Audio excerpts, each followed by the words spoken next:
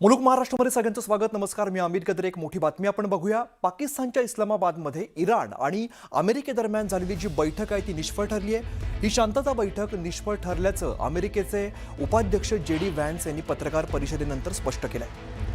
अमेरिकेचं शिष्टमंडळ परतणार असल्याचं व्हॅन्स यांनी आता सांगितलंय. इराणला आम्ही सर्वात चांगला प्रस्ताव दिला, पण तो प्रस्ताव इराणला मान्य झाला नाही, त्यामुळे आम्ही परतत असल्याचं व्हॅन्स यांनी सांगितलेलं आहे. आम्ही कोणत्याही निर्णयाप्रत पोहोचलेलो नाही असं व्हॅन्स यांनी सांगितलंय.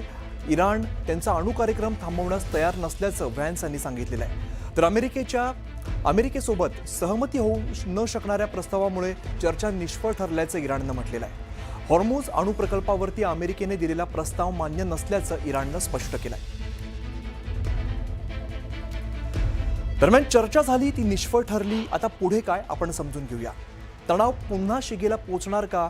सीजफायर संपणार का? असा सवाल आता या निमित्तानं उपस्थित होतोय. 2 आठवडे हा सीजफायर टिकणार का? असा सुद्धा एक महत्त्वाचा प्रश्न तर सध्या समोर उभा राहिलेला आहे. ट्रम्प यांच्या रागाच्या निशाण्यावरती इराण पुन्हा एकदा असेल का? हा सुद्धा अतिशय महत्त्वाचा प्रश्न सध्या आहे. इराणवर पुन्हा हल्ल्याची शक्यता आहे का? अमेरिका फायटर विमानाने बॉम्बचा वर्षाव करणार का? हा सुद्धा एक प्रश्न आहे. तसंच इस्रायलचे धडाकेबाज हल्ले पुन्हा सुरू होणार का? कारण चर्चा इकडे निष्फळ ठरली आहे, त्यामुळे त्याचे काय परिणाम होणार हे पाहणं महत्त्वाचं असेल. हॉर्मुझची सामुद्रधुनी उघडली जाऊ शकेल की नाही, हा सुद्धा अख्ख्या जगासमोर असलेला महत्त्वाचा प्रश्न आहे. खाडी देशांमध्ये पुन्हा एकदा तणाव वाढणार का? तसंच अमेरिकेचे मित्र राष्ट्र सुद्धा निशाण्यावरती येणार का? हा एक प्रश्न आहे. यानंतर इस्रायलवरती इराण पुन्हा क्षेपणास्त्रांचा वर्षाव करणार का? चर्चा एकीकडे निष्फळ झाली आहे, त्यामुळे पुन्हा एकदा युद्ध सुरू होईल का? युद्धाची चाहूल आहे का? हे प्रश्न, असे अनेक प्रश्न आता सध्या जगासमोर उभे आहेत.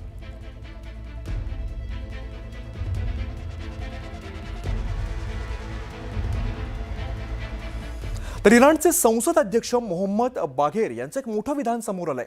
अमेरिकेवरती आम्हाला विश्वास नाही, पण इराण चांगल्या विचारांनी चर्चेत सहभागी झालं होतं.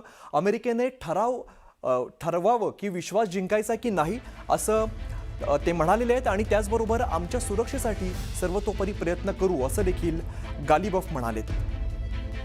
मोहम्मद बाघेल गालिबफ यांचं वक्तव्य आपण सध्या बघतोय. ते काय म्हणतात तर एकीकडे जी चर्चा आहे ती निष्फळ ठरली. इराणचे संसद अध्यक्ष ते आहेत, त्यांचं एक मोठं विधान आता सध्या समोर येताना आपल्याला बघायला मिळत आहे. अमेरिकेवरती आम्हाला विश्वास नाही असं ते स्पष्टपणे म्हणतायत. चर्चा जी आहे ती निष्फळ ठरलेली आहे. अमेरिकेने जो प्रस्ताव दिलाय तो इराणला मान्य नाही आहे. इराण चांगल्या विचारांनी चर्चेत सहभागी झालेलं होतं, असं सुद्धा बाघेर यांनी सांगितलेलं आहे. तर इराण आणि अमेरिका यांच्यातील चर्चा विस्कटल्याची बातमी इस्लामाबादमध्ये पोहोचताच इस्रायलने हिजबुल्लावरती मोठा हवाई हल्ला सुरू केलेला आहे. इस्रायली संरक्षण दलाने म्हणजेच IDFने लेबनॉनमधील काना या ठिकाणी हिजबुल्लाच्या ठिकाणांवरती अंधाधुंद बॉम्बचा वर्षाव सुरू केला आहे. मागच्या 2 दिवसात इस्रायली हवाई दलाने हिजबुल्लाच्या 200 लष्करी तळांवरती हवाई हल्ले केलेत. प्रत्युत्तर म्हणून हिजबुल्लाने देखील इस्रायलमधील किर्यात या ठिकाणी रॉकेटचा मारा केलेला आहे. हिजबुल्लाने आखाती देशातील अमेरिकेचे लष्करी तळ जे आहेत ते नष्ट करण्याची त्या धमकी दिली आहे. दरम्यान इराणने स्पष्टपणे सांगितलंय की ते यापुढे हिजबुल्लावरील हल्ले अजिबात सहन करणार नाहीत. त्यामुळे संघर्ष अजूनच वाढणार का, असा प्रश्न आता जगासमोर उभा ठाकलाय.